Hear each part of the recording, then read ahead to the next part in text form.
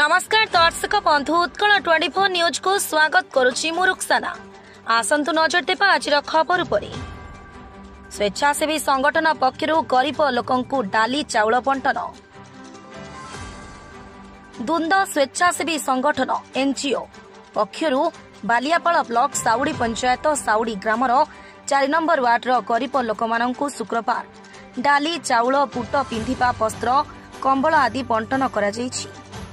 संगठनर मुख्य सरोज कुमार प्रधान, लिपिका प्रधान, समाजसेवी ज्योतिरंजन पटायत प्रमुख वार्डर गरीब श्रेणीर महिला 3 मजुरियांकु एही सबु सहायता प्रदान करथिले।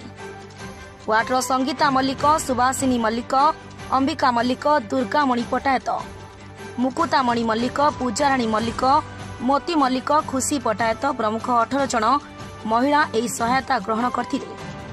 आगामी दिन में अधिक गरीब लोकों को यह सहायता प्रदान कराजियो बोली संगठन मुख्य श्री प्रधान प्रकाश करिसेंती।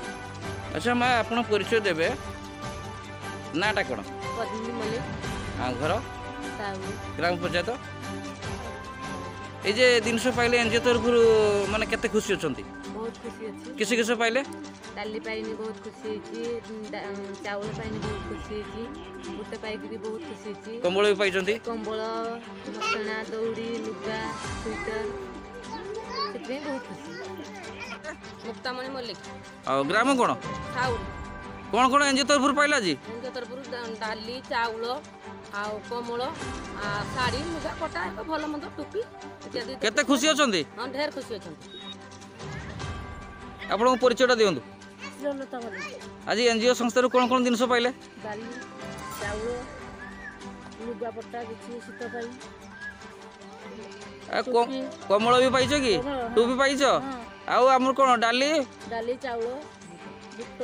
बालियापालरू ज्योतिरंजन पटायतंक रिपोर्ट उत्कल 24 न्यूज।